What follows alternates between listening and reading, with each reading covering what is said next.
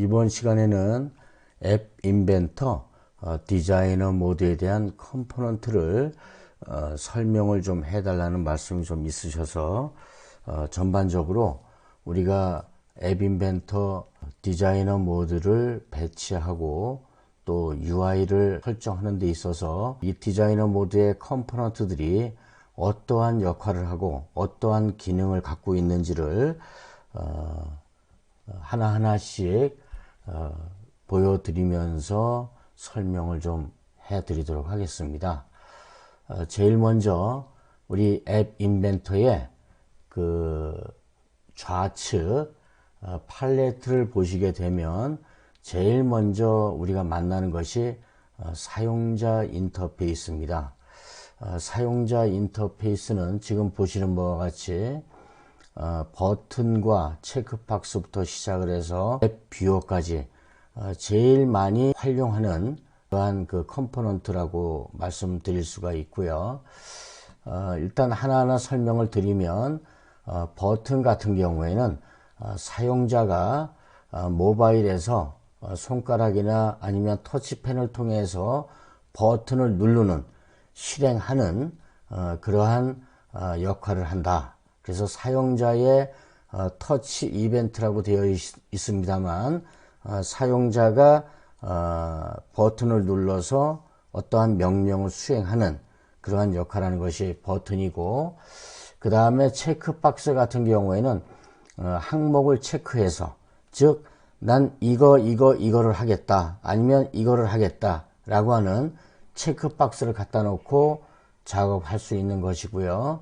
또한 그 날짜 선택 버튼이라고 하는 것은 날짜의 선택 창이 뜨고 날짜 선택이 가능하도록, 예를 들어서 2022년, 2023년 이렇게 연도, 그 다음에 월, 일 이렇게 선택이 가능한 그러한 그 캘린더 같은 그런 역할을 하는 것이 날짜 선택 버튼이고요. 또한 이미지라고 하는 것은 우리가 뷰어 창에 이렇게 배치를 해놓고 우리 그 자리에 특정한 우리가 이미지를 외부에서 가져와서 그 자리에 배치하는 그런 부분을 바로 이 이미지 컴포넌트가 그 일들을 하고요. 물론 이미지나 이 버튼 다 마찬가지겠습니다만 높이와 너비를 설정을 하여 활용할 수가 있습니다. 그리고 이 목록 선택 버튼 같은 경우에는 버튼을 누르면 선택할 수 있는 리스트, 이게 우리 맨 위에서 했던 이러한 그 버튼 같은 경우에는 한 번만 실행할 수 있지만 이거 같은 경우에는 여러 개의 버튼이 나와서 선택해서 누를 수 있는 그러한 버튼 목록을 우리 그 목록 선택 버튼 그 컴포넌트가 수행을 하고 있고요. 그 다음에 이 목록 뷰 같은 경우에는 우리가 예를 들어서 그 식당 이름이 됐든 아니면 회사 이름, 이러한 그 목록들을 쭉 나열을 해놓고 하나하나씩 선택해 줄 수 있는 그러한 어떤 수평이나 수직 배치 형태의 그러한 목록을 선택할 수 있는, 그래서 지금 설명을 보면 항목들을 나열해서 보여주는 용도이며 각 항목 중 하나를 선택할 수 있다. 동시에 2개나 3개를 선택할 수는 없고 1개씩만 선택할 수 있는 것을 목록 뷰라고 합니다.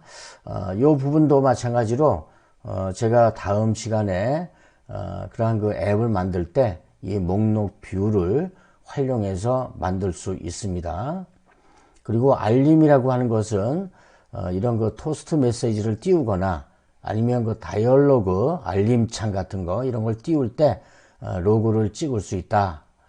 뭔가 알려줄 수 있는 그러한 그 명령어 대신 이 알림이 탁 튀어나와서 어떻게 해 주십시오 라고 하는 알림창을 띄우는 것이고요.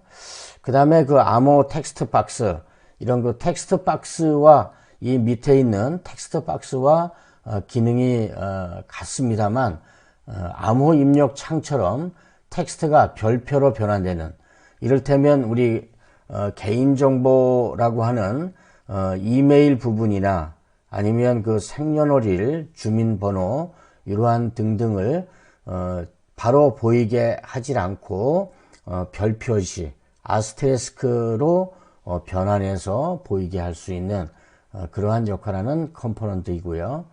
그 다음에 슬라이더라고 하는 그 컴포넌트는 C급화라고 이렇게 보통 얘기를 하는데 가운데에 컨트롤러를 좌우로 드래그해서 이렇게 값을 조절할 수 있고 왔다 갔다 하게, 특히 그 음향 조절할 때 많이 사용하기도 합니다.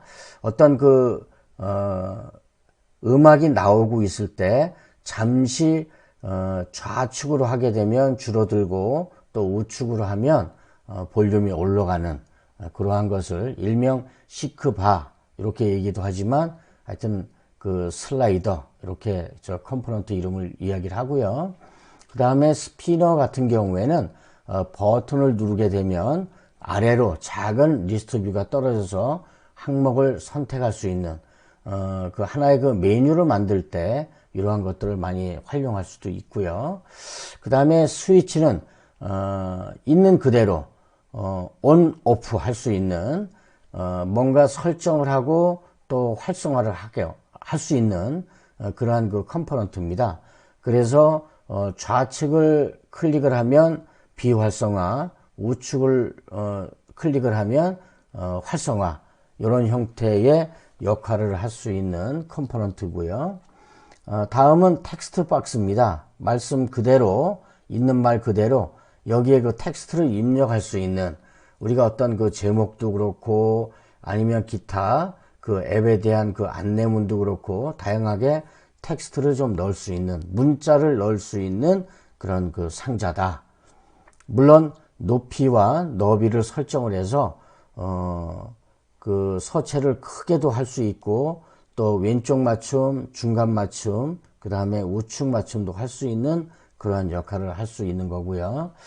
시간 선택은 우리 여기에 그 날짜 선택 버튼이 있듯이 요거는 아주 자세하게 몇 시, 몇 시, 몇 분 이렇게 선택할 수 있는 예약 같은 경우 이러한 그 컴포넌트가 활용이 되고요. 요 웹 뷰어는 여러분들도 많이 이미 알고 계시겠지만 웹사이트가 가운데에 자동적으로 외부에서 갖고 들어올 수 있는 웹이 보일 수 있는 그런 공간을 할애하는 그 컴포넌트가 바로 웹 뷰어다, 이렇게 말씀을 드릴 수가 있습니다.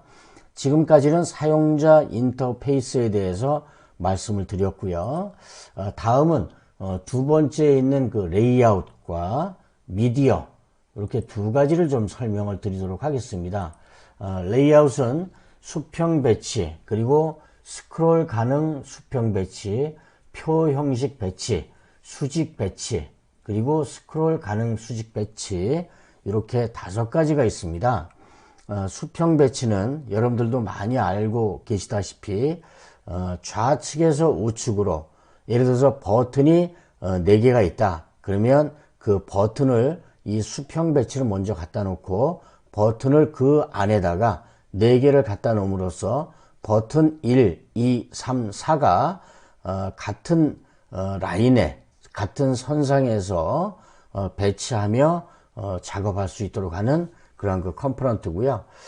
마찬가지로 이 스크롤 가능 수평 배치인 경우에는 컴포넌트를 수평으로 배치를 하나 화면을 벗어나면 자동으로 수평 이 스크롤이 돼서 옆에서 이렇게 나올 수 있도록 하는 그러한 그 역할을 하는 그 컴포넌트고요. 특히 버튼이 많을 경우 이 한 화면에 그 휴대폰 그 뷰어 창이 그렇게 넓지 않기 때문에 그거를 5개, 6개 만들 때는 스크롤 바가 있어서 오른쪽에 있는 스크롤 바를 누르게 되면 그게 자동적으로 또 클릭할 수 있도록 선택할 수 있는 그러한 그 스크롤 가능 수평 배치고요. 그 다음에 표 형식 배치. 요 표 형식 배치는 이 수평 배치와 수직 배치를 같이 합류한 합친 그러한 그 표 형식 배치다 이렇게 생각을 하시면 됩니다. 가로와 세로를 동시에 놓을 수 있는 그러한 그 컴포넌트라고 생각하시면 되고요. 그 다음에 그 수직 배치는 말씀드린 것과 같이 위에서 아래로, 수평은 좌측에서 우측이고요. 수직 배치 같은 경우에는 위에서 아래로 버튼을 만들거나 또 다양한 기능을 할 수 있는 그러한 그 컴포넌트를 여기에 배치를 한다. 수직 배치를 갖다 놓고 좌측에 버튼 1, 2, 3, 4 아니면 레이블 1, 2, 3, 4를 배치해서 같이 활용하게 할 수 있는 그리고 일직선상에 놓이게 할 수 있는 그러한 그 컴포넌트가 바로 이 수직 배치고요. 이 스크롤 가능 수직 배치는 우리 스크롤 가능 수평 배치에서 설명을 드린 바와 같이 수직으로 배치하되 화면을 벗어나면 자동으로 수직으로 스크롤로 생성이 돼서 그걸 클릭할 수 있도록 하는 그러한 레이아웃 그 컴포넌트입니다. 그 다음에 미디어 같은 경우에는 여러 번 설명을 드렸습니다만 휴대폰 내에서 기능을 가지고 있는 캠코더, 카메라 또 이러한 그 다양한 기본적인 영상과 화상 그리고 음성 등을 활용할 수 있고요. 그러나 이 맨 밑에 있는 그 얀덱스 번역이라고 하는 것은 우리 그 러시아에서 가져온 그러한 그 모듈이라고 이야기를 들었습니다. 그래서 여기에 보면 러시아 최대 검색 엔진 운영 기업인 얀덱스라고 하는 곳에서 제공하는 번역기라고 되어 있는데 뭐 성능은 그럭저럭 제가 지난 시간에도 영문 그 스펠링을 하나하나 넣었을 때 MOVIE 그러면 move 이렇게 나오는 게 아니라 movie 이렇게 나오는 게 아니라 뭐 영화, 영상 이렇게 나오고요. water WATER 그랬을 경우에는 물이라고 하는 한글로 번역돼서 나오는 그러한 그 번역기인데요. 우리 그 캠코더나 카메라는 기본적으로 여러분들도 휴대폰에 있는 그러한 그 빨간 그 버튼을 누르게 되면 영상과 카메라를 가동할 수 있습니다만 바로 이러한 그 컴포넌트를 갖다 놓음으로 해서 캠코더가 바로 켜지게 되고 카메라가 즉시 가동될 수 있는 그러한 그 미디어 컴포넌트고요. 이 이미지 선택 버튼 같은 경우에는 사진을 선택할 수 있는 창을 띄워주고 선택한 사진의 경로를 가져온다. 그래서 이를테면 우리 그 휴대폰에도 다양하게 내장된 메모리에도 저장이 될 수가 있고 또 SD 메모리를 통해서 외부에 저장 장치를 활용할 수가 있는데 그러한 그 경로를 지정해 줌으로 해서 많은 이미지를 분별하는 거라든지 또 갤러리 만드는 그러한 그 앱에서 많이 활용이 되고 있습니다.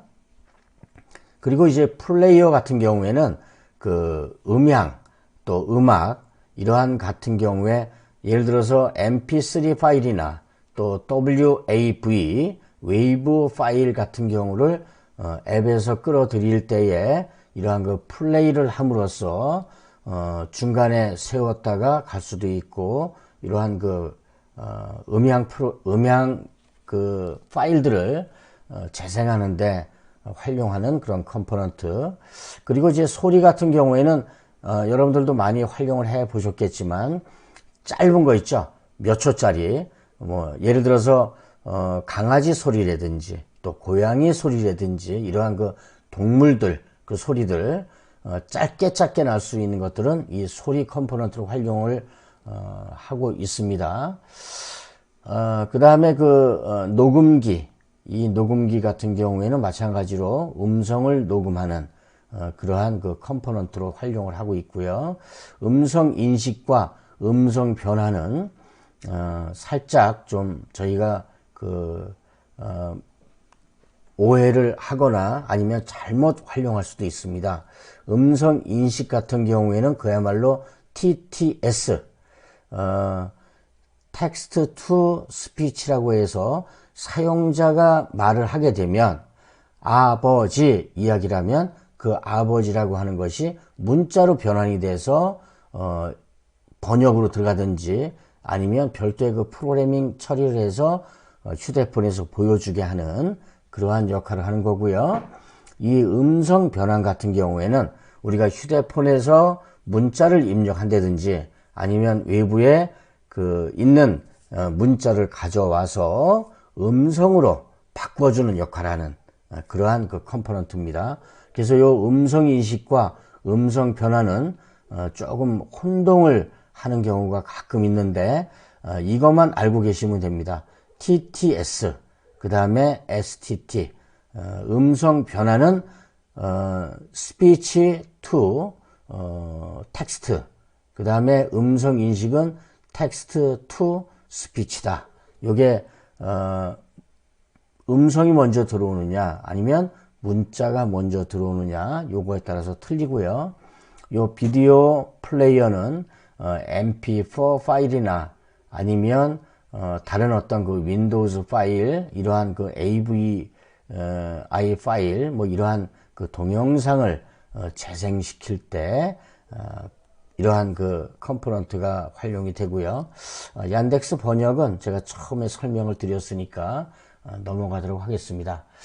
다음은 그리기 애니메이션과 지도, 바로 그 밑에 있는 그러한 그 컴포넌트에 대해서 설명을 드리도록 하겠습니다. 그리기 애니메이션은 우리가 전자펜이라든지 손가락으로 그릴 수 있고, 또한 거기에 액션을 넣어서 애니메이션이 되게끔 공이 아래 위로 튄다든지 아니면 옆으로 튀게 한다든지 그러한 것들을 이 컴포넌트에서 제공을 하는데요. 캔버스 내에만 배치가 가능하다. 그러면 이 캔버스를 먼저 뷰어 창에 갖다 놓고 이 공을 그 이후에 기능을 하도록 하는 그러한 그 컴포넌트입니다. 이렇게 그 공처럼 튕기는 그러한 그 움직임을 가질 수가 있다. 이런 얘기고요. 요거는 직접 해 보셔야 좀 가능할 것 같습니다.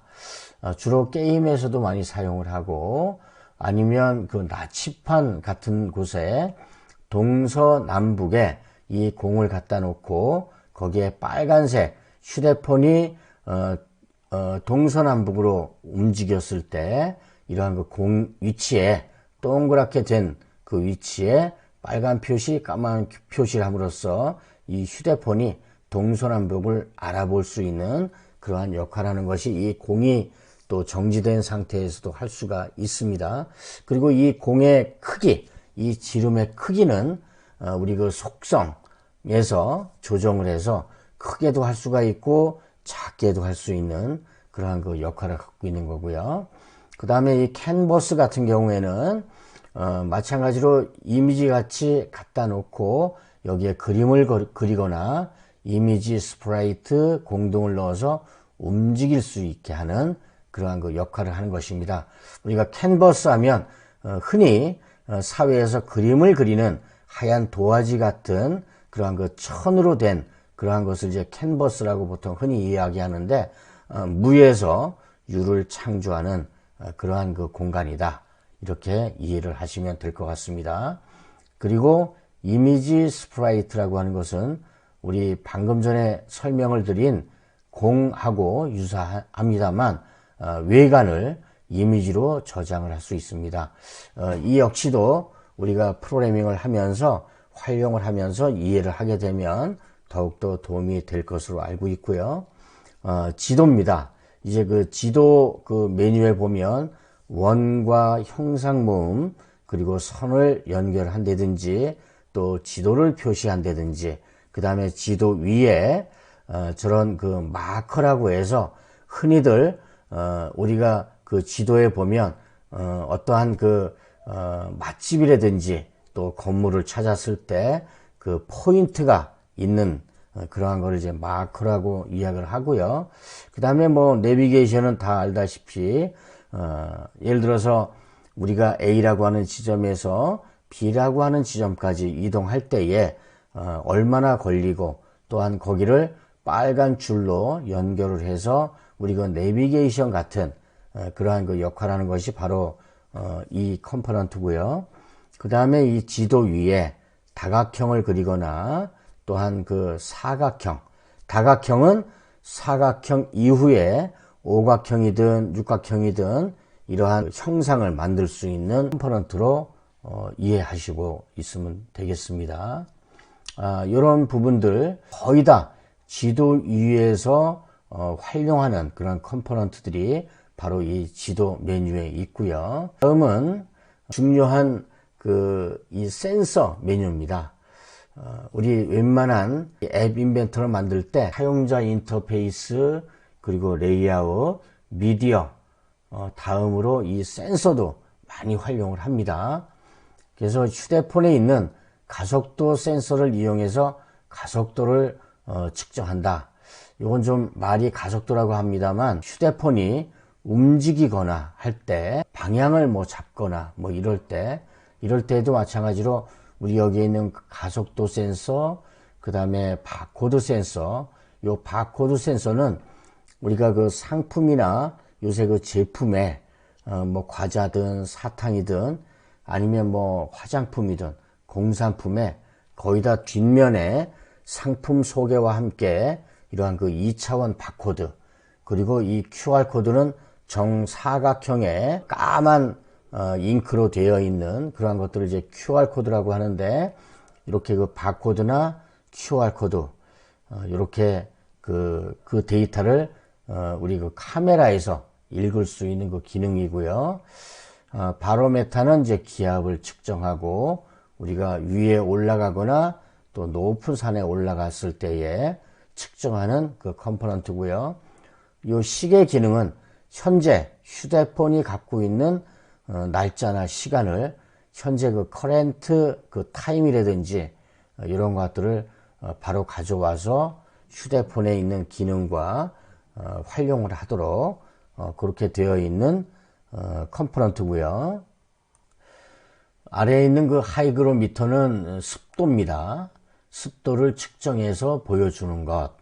그리고 라이트 센서 같은 경우에는 빛의 색이라고 하는데, 우리가 흔히 조도 센서다 이렇게 이야기도 합니다.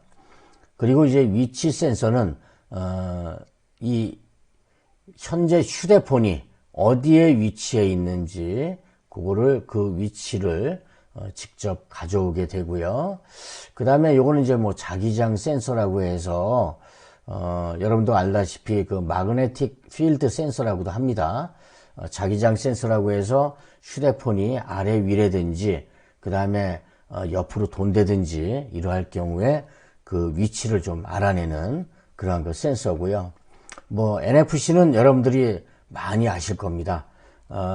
이게 어떤 그 결제 같은 데도 요새 NFC가 있어서 바로 갖다 대면 바로 결제가 되는 그러한 그 기능을 갖고 있는 것이 NFC 그 센서고요. 그 다음에 이제 방향 센서, 요거는 주로 이제 나침판에 많이 사용하죠. 그 영어로 이제 컴파스라고도 하지만 요게 동서남부, 이스트, 웨스트, 사우스, 노스, 또 중간에 있는 경우, 이런 경우에도 요 방향 센서가 휴대폰 움직임에 따라서 바로 그 데이터들을 출력해주는 그러한 그 방향 센서.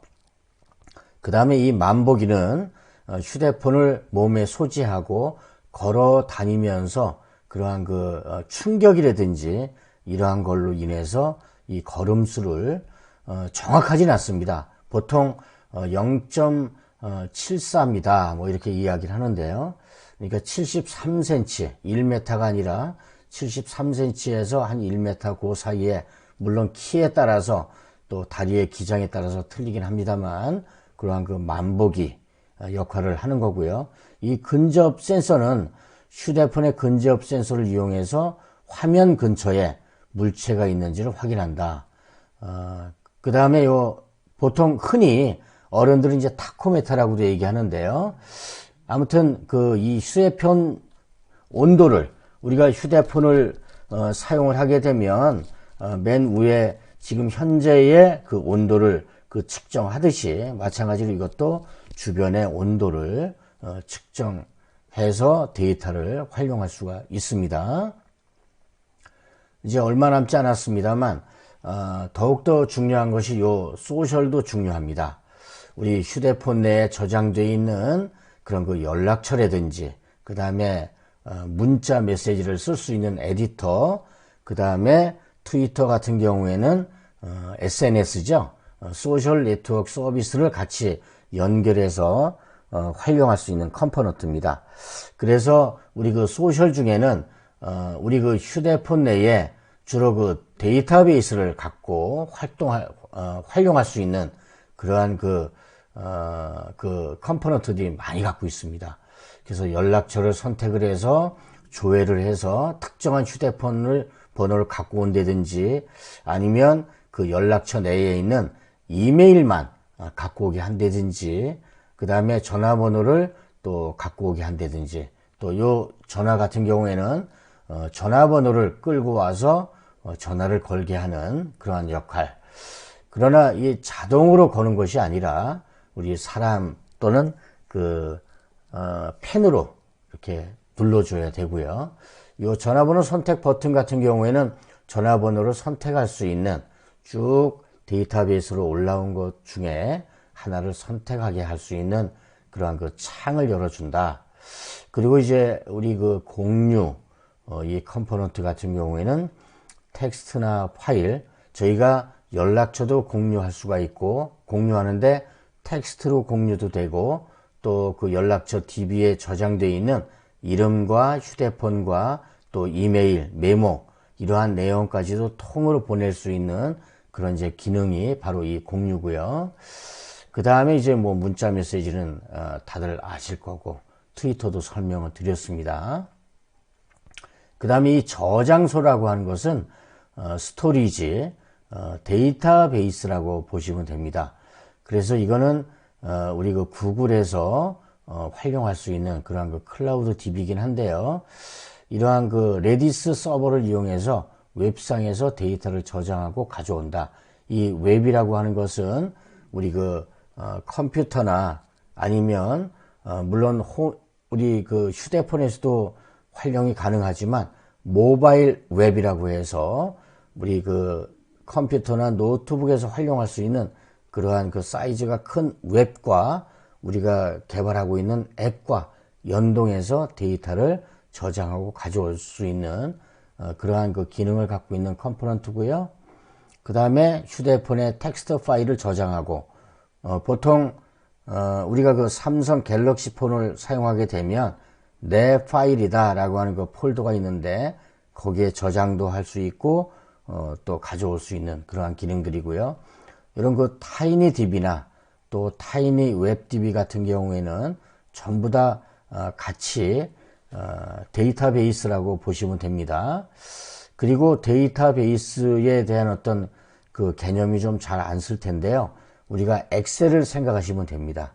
엑셀에 수많은 그 셀들이 나눠져 있는데 뭐 A-1에는 이름을 적고 또 A-2에는 또 휴대폰 번호를 적고 이렇게 순차적으로 가로 세로로 저장이 가능한 부분을 데이터베이스다. 그걸 별도의 공간으로 가지고 있고 특히 이 데이터베이스는 인덱싱이 있어야 됩니다. 색인 파일을 지정을 해두고 이름으로 찾아온다든지 아니면 휴대폰으로 찾아온다든지 아니면 뭐 생년월일로 찾아온다든지 하면 기존의 엑셀은 하나하나씩 찾지만 이 데이터베이스 같은 경우에는 저장되어 있는 이름으로 찾는다라고 하면 이름과 연결된 그 사람에 대한 개인정보도 다 끌어올 수 있는 그런 역할을 하는 것이 바로 이 데이터베이스라고 말씀을 드릴 수가 있고요.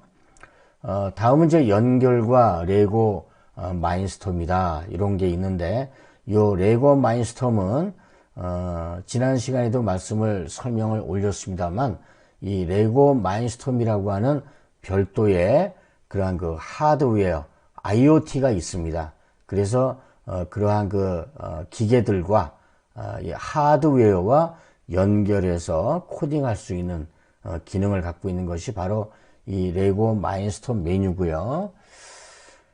또한 그 연결 같은 경우에는 액티비티 스타터라든지 블루투스 클라이언트, 블루투스 서버, 시리얼, 웹 이런 것들은 거의 다가 웹 언어와 연결을 해서 활용을 한다든지 웹 서버에 연결한다든지 아니면 요 시리얼이라고 하는 것은 시리얼 통신, 패럴렐 통신 이건 이제 순차적으로 들어가는 거고요.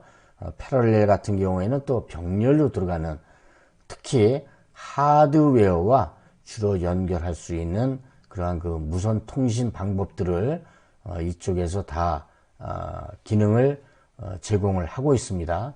이 블루투스 같은 경우는 다들 아시다시피 무선으로 데이터를 주고받는 그러한 역할을 하고요. 예를 들어서 그 자동차와 제 휴대폰과 무선으로 연결을 해서 제 휴대폰에 있는 그 연락처도 이 휴대폰에서 가져다가 직접 전화도 할 수 있는 그러한 그 기능을 갖고 있는 것이 블루투스 기능이다. 이렇게 말씀을 드릴 수 있는데요. 이런 그 연결에 있는 그 컴포넌트들은 향후에 하드웨어 고급 과정에 활용이 될 예정에 있습니다. 그리고 이제 마지막으로 이 실험실이라고도 있고 또 이 확장 기능이라고 있는데 요거는 우리 그 MIT 앱 인벤터 내에서 확장 기능을 할 수 있는 그런 그 기능들을 갖고 있습니다. 그래서 거기에서 컴퓨터로 .AIX라고 하는 파일을 다운로드 받아서 앱 인벤터에 첨부함으로써 앱 인벤터의 기능을 더 확장시킬 수 있는 특수한 그 기능들이 많습니다. 그러한 것들을 이제 확장 기능에서 더 추가적으로 끌어들여올 수가 있고요. 그 다음에 이 실험실이라고 하는 것은 파이어베이스라고 하는 이제 데이터베이스인데 이것도 마찬가지로 이제 구글에서 제공하는 이런 그 DB를 사용하고 또 이거는 무료로 사용하는 것은 아주 작게만 용량을 테스트 정도만 할 수 있게 되어 있어서 방금 전에 설명드린 타이니DB라든지 이러한 그 DB를 주로 이 앱 인벤터에서는 많이 활용을 하고 있습니다. 자, 여기까지 관련한 팔레트에 대한 그 디자이너 모드에 있는 다양한 컴포넌트를 설명을 드렸습니다. 장시간 수고 많으셨습니다. 감사합니다.